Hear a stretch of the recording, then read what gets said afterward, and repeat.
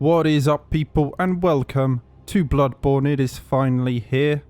Feels like not long ago we were just wrapping Dark Souls 1. It has in fact been about 8 months, which is insane. Isn't that just crazy? Anyway, I have a number of things to catch you all up on pertaining to myself and this game and where I'm at and where I'm moving forward and so on and so forth. But if you don't care, feel free to skip to the time code. Can you tell I'm a bit rusty? Down below. Before we begin, I need to talk about myself a little bit, because as much as this is a bit of fun and, you know, just an excuse to play some games and talk some nonsense, this has also been a very personal outlet of mine, something that I find actually very therapeutic and has kept me in check over the last few months, particularly during these very difficult times with COVID and, you know, all sorts. The world's kind of gone crazy. 2020 has been probably the worst year of my life, and many of our lives, I'm sure. Basically, your boy's been down in the dumps for a week now. I came out of a very toxic relationship, and although it feels like, you know, a weight lifted, humanity restored, it really threw me through a loop. I wasn't feeling myself. I didn't feel like I could step to the mic again. However, I was down but not out. In the famous words of Dennis Reynolds, I haven't even begun to peak yet, so I'm going to get back on the horse and we are going to play one of the best video games of all time, and perhaps From Software's best ever game. I was feeling bad, I was feeling sorry for myself, but, you know, I'm okay, and this playthrough, you know, the next 3 months, however long this takes, this is part of my process, it's part of my journey, man, and you all know how much I love doing this and how much I appreciate each and every one of you for watching. You know, and now more than ever, guys, because I really lost sight of who I was for a moment. But I'm not going to allow that to happen anymore. You got to know what you're worth, guys. Anyone listening, just, you know what you're worth, know what you deserve, and don't let people walk all over you, man. Do not do it. You guys are great. Let's go. Bloodborne. All right, another thing to mention. Well, obviously, this ain't no Demon Souls remake. Man's not going to get a PS5 this year. It ain't going to happen, especially so as Lockdown 2 is coming in England as of this Thursday for a month, so I can't even get out and look for one if I chose to, right? It's just not an option, so we're going to play something that I have sitting around at home and was always on the cards anyway. Bloodborne. And I know a few of you have been looking forward to this. Some of you will be discovering this game for the first time via me, so let us go with a Bloodborne. I know I haven't spoken much on this actual game so far. I'm sure you all know this is very much a Souls-like. It's like Dark Souls, except way more fast-paced, more of an emphasis on aggression, much bigger emphasis on mobility than anything we had seen before, and also to the backdrop of a gothic horror setting, very reminiscent of Victorian England in places. It's very, very cool. Easy, with a bit of yarn and blood of your own. Bit of yarn and blood. So we are going to make a skill build, which is a dexterity build, mostly because I love the dex weapons in this game. The trick weapons, just the amount of moves that these weapons have, the utility they have compared to anything else we had seen prior to this, and even since, is insane. There are far fewer weapons in this game compared to the average Souls game. There's like maybe 16, 18, somewhere in that area, compared to hundreds in other games. Whereas in Souls, those weapons typically, a lot of them share the same moveset. In this game, everything is unique with so many options and so much utility. And honestly, the combat in this game is, although it's not that different to Dark Souls, it's incredible. And Yharnam itself is incredible. I could go on and on. I'd rather just get into it. So let's go. This is Dennis. It is Dennis. A 5-star. I was going to say undead, but you're not an undead. You're just, you're a, what are you? What are you? I don't know. A traveler. Waste of skin. You are nothing. Talentless. You shouldn't have been born. Ain't that the truth? Anyway, we're going to go, I think it's professional. Has the most skill. So if you aren't familiar with this game, Blood Echoes are your currency a la Souls in the Souls games. You've got vitality and endurance, strength, skill, which is dex, Blood Tinge, which applies to your firearms, so guns and stuff, and Arcane, which is magic, or the magic equivalent. Not something I've messed around with too much, because it's rather underpowered if you ask me, or at least it's really finicky to get a build together. So what I'm going to do is I'm essentially going to remake the first build I ever made for this game. I was fresh off of a lot of Dark Souls 2 PvP, using a dex build, and I was like, I'm going to do a dex build in Bloodborne. And honestly, I made this game a lot harder for me the first time round because the threaded cane, which will be our weapon of choice, at least early on, it's really not very good to begin with. So, high skill, appearance. I've probably got some presets saved here somewhere. Abe Lincoln. Very much so. I have a character that is a cosplay of Abraham Lincoln. Abraham Lincoln Beast Hunter. Pretty cool. I'm not going to spend too much time here, so we'll just go with that. We'll go with that. That looks good to me. Dennis. Professional Dennis. Dex Scrub. Let's go. Finalize. Contract. The reason I am leaning towards skill, although I love the strength weapons, man, the Kirk Hammer is so good. And what's the Beast Cutter and... shit, what's it called? The Whirligig Saw, man. Insane. You can get some insane DPS with the right setups. I find skill is very important for visceral attacks, which are the equivalent of parries in this game. You shoot an enemy at the right moment, they will be open to a visceral attack. Basically, visceral attack damage scales with your skill. So if you don't have skill, your visceral attacks are really not going to do much damage, and I honestly find that with the sheer abundance of enemies and bosses that can be reliably parried in this game, you want skill just to make those fights a bit easier. I can hear my PlayStation 4 heating up like a jet engine, man. It's not healthy, bro.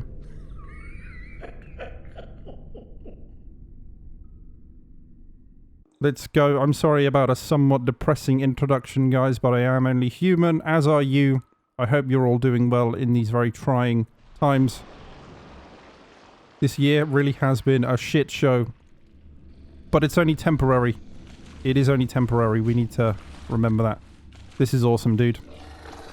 Disturbing. Very much so. Beasts all over the shop. You'll be one of them sooner or later. Dude's just hallucinating because he got a dose of that Yharnam blood. The healing blood, bro. You're expecting law. I ain't gonna go near it. Holy shit, my PlayStation really is a jet engine. The Messengers. This game be dope though. Just a shame that it's on PlayStation 4. I'll get used to it, man. I'll get used to it. I'm sure I will. It'll make those video renders take a bit sooner. Well, that doesn't make sense. Yourself a hunter. I have indeed. There I am. Yusefka's clinic. Oh god. Been a while since I played anything with such a low frame rate. Jesus Christ. So the basics, although we don't have a weapon, we will soon get one. We got R1s, R2s, charged R2s, backstep R1s. I'm out of stamina. Where's my HUD though? Why I got no HUD though? Yes, definitely need that. Backstep R2, rolling R1s, rolling R2s, and when we actually get a trick weapon, you will see the sheer number of options available to you and just how good the combat in this game is. And it is remarkable, do not get me wrong. It is insanely good. This is very much a tutorial area, kind of. It doesn't ease you in like other Souls games, it really doesn't. Does not open from this side. Can we not talk to this person? I thought we could. I guess not. I think we have to come back. Basically, there is a werewolf down here. Or just a wolf. However you interpret it. R1 right hand attack weapon, yep. We know all this. I will explain as I go, guys. Right, most players will die here. For the first time. If you have not played this game before, you are like... Oh, I missed. You are likely going to die there. Oh, unlock. You cannot really reliably kill this guy without a weapon. Unless... Holy crap. He's probably... Yep. Oh god. I am rusty. I wanted to show this off. But adjusting to this controller, this game, yeah, ain't gonna happen. So, what you can do is you can get behind him, you can charge up an R2, hit him in the back, which will open him up for a backstab, visceral attack, which will kill him.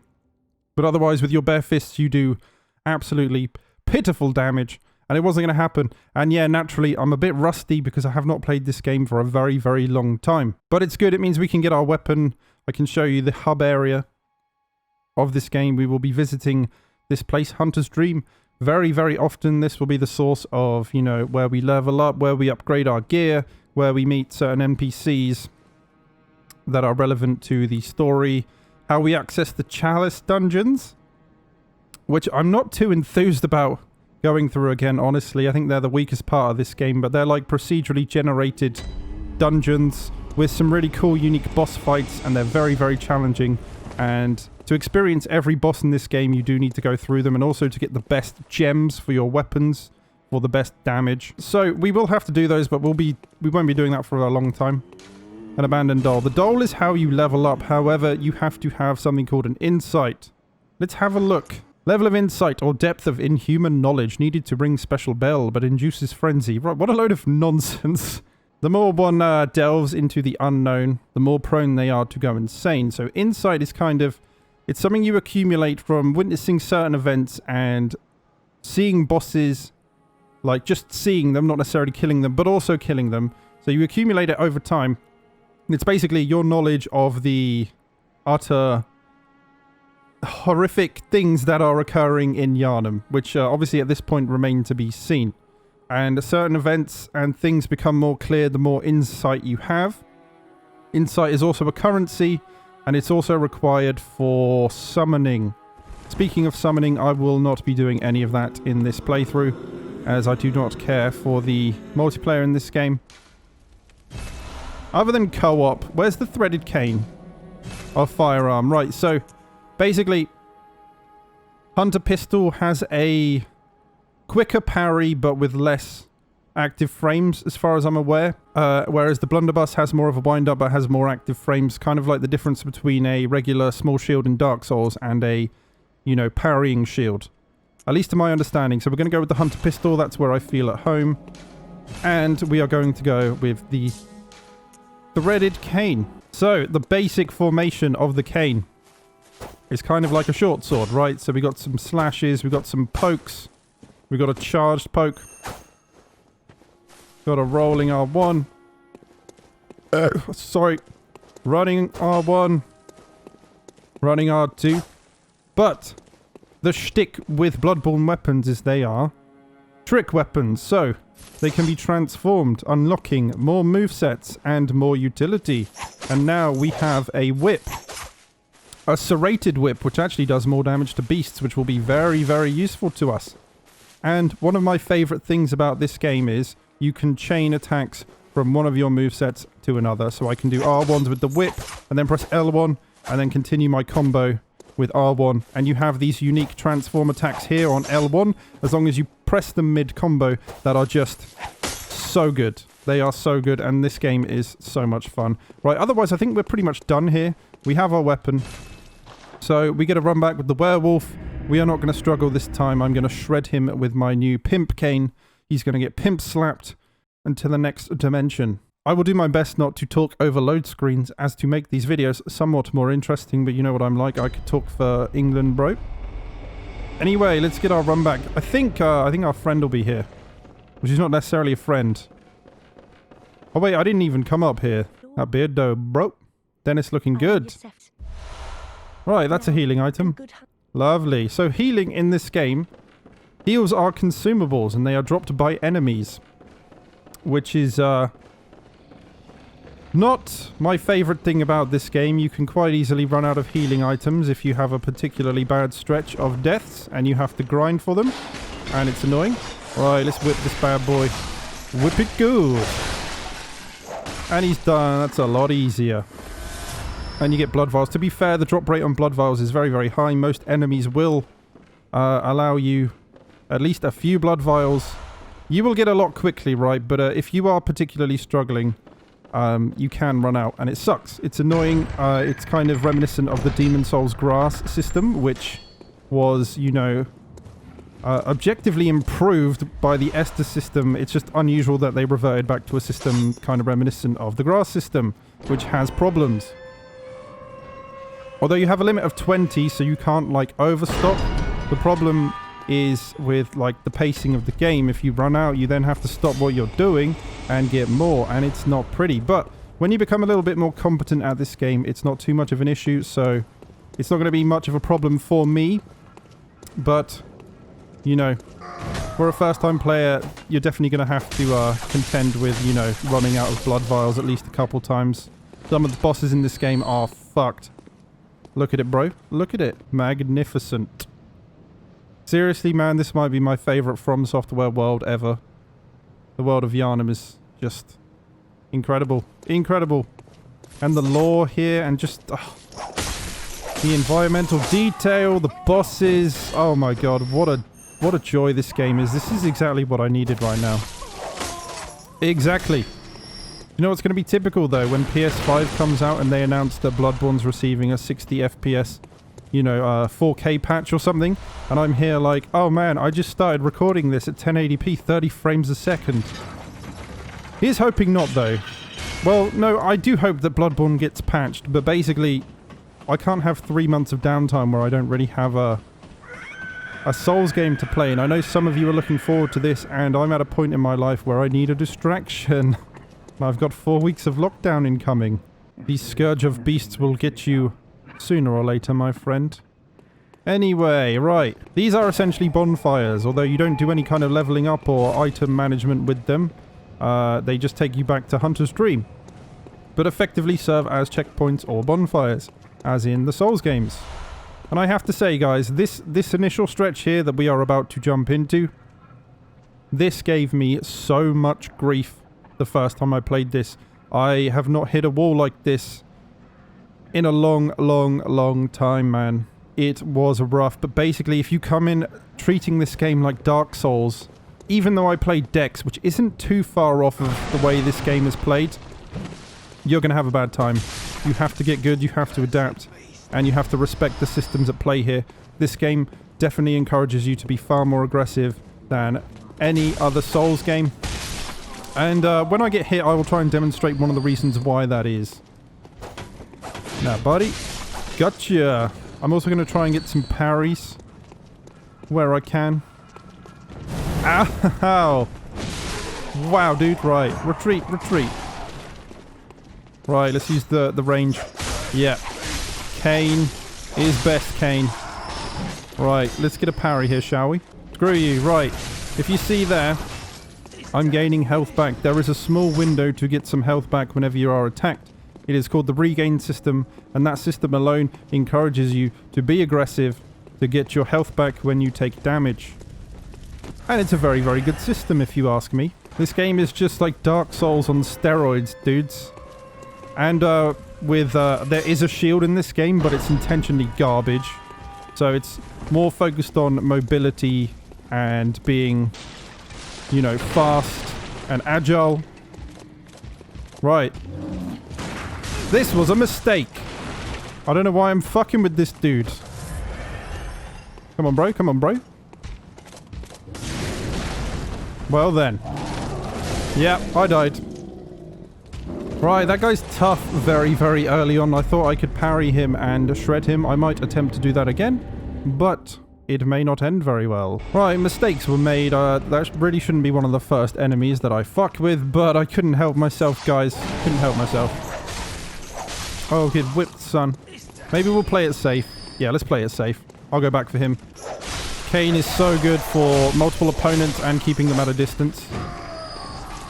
So I'll take care of these dudes. Shield guy's a little bit more passive.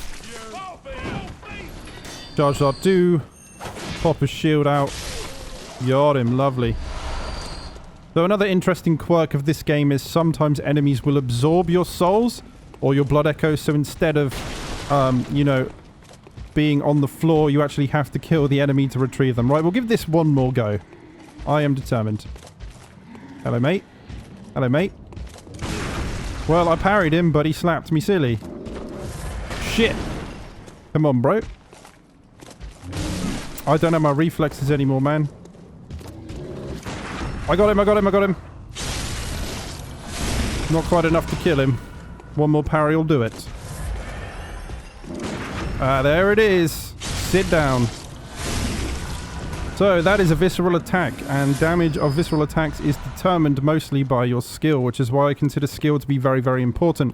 I have a ridiculously overpowered strength build with the Kirk Hammer and the Whirligig Saw, and beast pellets that can do insane numbers, like insane. But you really feel it with the visceral attacks, the lack of skill. So as I've said previously in the Demon Souls playthrough, episodes from now on will be half an hour long, and that is that. I'm not ending episodes on boss kill, so we'll probably attempt to clear the bonfire stretch and maybe loop back around. We might have time to do that, and then I will say goodbye until the next time. But as of now, you can expect 3 episodes a week, Mondays, Wednesdays, Saturdays, until this game is done, which, like I've said, will probably be 3 months, which is insane. We'll be in January. We'll be in 2021, dude. Holy fucking shit. Where did this year go, bro? Where did it go? Sit down. Oh, man, this game is so good. Whoa. That guy almost always nearly gets me. Oh, dude. Gotcha. Yes, it is all my fault. Yeah, this, there are so many enemies here. It's quite overwhelming. You have to be quite patient. I don't have many blood vials, you know. Oh god, they're all lining up. Nice, nice, nice. Oh man, the cane is delightful. Whoop. You could even regain a bit of health when an enemy's still dying still, which is lovely. So, being spammy is actually sometimes a good thing in this game. Yeah, this is rough, dude. This is rough. Guys with bloody guns as well. Oh! He done hit me. Right. We want to bait them up the stairs. In as few numbers as possible. Got him. I'm going to pop a heal. Why are my blood vials out though, bro? Come on. Right, we've also got lunging attacks. He blocked it though. Gotcha, one shot. Grab this, more blood. Dogs! Dogs! Dogs! Dogs! Get out of here, bro. Whoa! Gotcha. Cursed Beast. Just look at the absolute gore on display here, man. This game is visceral and disgusting, and I feel right at home. I love it. Oh, Jesus Christ. Hell of a shot that dude is. Well, it worked. How do you like that jank plunging attack? Away! Nice torch, bro. You think this is Spelunky? Sit down. Christ, it never ends, dude. It never ends. Yeah, this stretch here was like, great. Insurmountable when I first got this. It's ridiculous. It separates the men from the boys. And I even know a few people that actually gave up before even making it past the bonfire. And who can blame them? So, a few more things to do. There are 2 bosses in this area. One that is required to progress, and another Cleric Beast, which is the one we will first be fighting, but is actually entirely optional. These guys look very, very intimidating. And you will most definitely shit yourself the first time you see one. However, very, very easily parried. So, do you remember that? Sit down. You can definitely see how maybe some parts of Lothric Castle were influenced by this. But, you know, when we first saw this, when it launched, man, just what an incredibly intricate and detailed world. It's so good. Crow beasts, the worst beasts of all. And they make a hell of a racket, bro. Seriously, murder on your eardrums. A murder of crows. Get it? Good God. Cold Blood Dew. Cold Blood Dew is a consumable soul, basically. A lot of things in this game are like equivalents of similar things in Dark Souls. And that's how it be. This is very much Dark Souls with like a horror skin and some adjustments to gameplay that definitely like give it a vastly different flavor, but you can tell it's from Software, right? What a blast though. Why am I going this way? No, I think I will. Oh, Kane. Oh, buddy, oh boy. Run. Run. Alright, thank God for that. That dog could have quite easily killed me. Sit down, doggy. Bad doggy. This town is finished. So, Cleric Beast is the other side of this bridge, but there are 2 werewolves. Maybe we should just go for Cleric Beast. I wonder if I can do it first time. There's lots more to explore in Yharnam, and don't you worry, as of next episode I'm going to do a deep dive and we will explore everywhere. There's an armor set to grab. There's a whole lot of good shit. And a whole lot of stuff that you can quite easily miss. But let's end this with a boss fight, shall we? I forgot how you can quite easily get to Cleric Beast very early on if you take this little shortcut here. For the damage. Cane is definitely a bit weak compared to other starting weapons early game, but it makes up for it in its utility, I would say, in its range. You just have to kind of understand that you're not going to be putting out ridiculous numbers. But the range of the whip form and the crowd control is just so good, right? So we've looped back around with one of your typical does not open from this side doors, which have never made a lick of sense, but I'll allow it, I suppose. Let's go to Cleric... Let's go to Cleric Beast. Die. This dude here is insane. You've been sat inside too long, old man. That's how I felt after lockdown number 1. And now lockdown number 2 is quickly approaching. So much blood. I relish in it, dude. I love it. Oh, boy. Ate that like a bitch, didn't I? Poke. Gotcha. How you like my shaft, bro? Got him. You'll notice we've actually come up round the other side of the werewolves, who I really don't want to fuck with, honestly. 2 of them at once is horrific. Really hard to separate them. You can do some cheesy stuff with the stairs here, because they can't actually get in this room. Which is tempting, but I think I'm just going to leave them be for now. And we'll see how we get on with Cleric Beast. First time, first Bloodborne boss on this channel. And from what I remember rightly, he's not too bad as long as you stay behind him. And a lot of bosses in this game become a lot easier when you take the lock-on off, much like Dark Souls. What am I doing? Die, got him. So another thing that I have failed to mention about the cane that is really, really useful is that where a lot of other trick weapons, not all of them, but a lot of them, have essentially a one-handed form and a two-handed form, in this game, what am I trying to say? The threaded cane, as you can see, both forms are one-handed, which always frees up your gun for parries, which is very, very useful. Other weapons such as Ludwig's Holy Blade and the Kirk Hammer, you will specifically have to swap to the one-handed form to get those parries off. My cat is awake. My cat is awake. No. Right, heal up before we start this. Ho, ho, ho, ho, ho. There he is. Foul beast. Eat oil. Oh.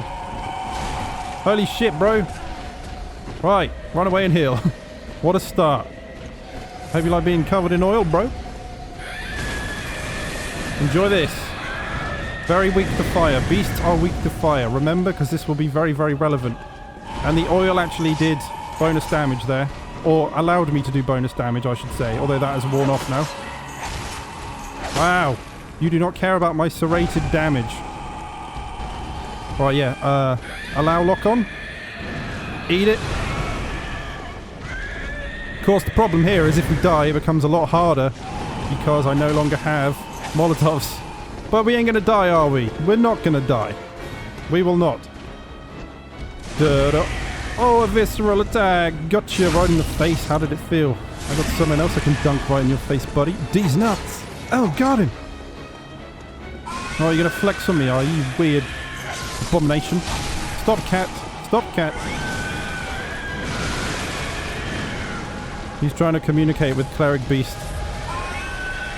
Oh, no. Whoa, whoa, whoa, whoa. Wow. Got him.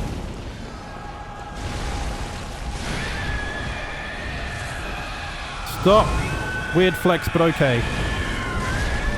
Holy mother of God, dude. I'm gonna die, I'm gonna die.